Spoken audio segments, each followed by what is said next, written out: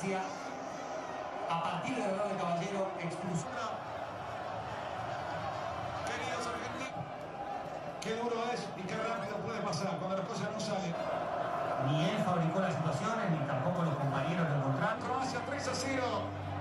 Sabor a Casvía. Al fatalismo que ante la primera que podía poner en la cancha, Pavón, Higuaín. Si no tiene confianza en su juego, en su carácter, clasificado ya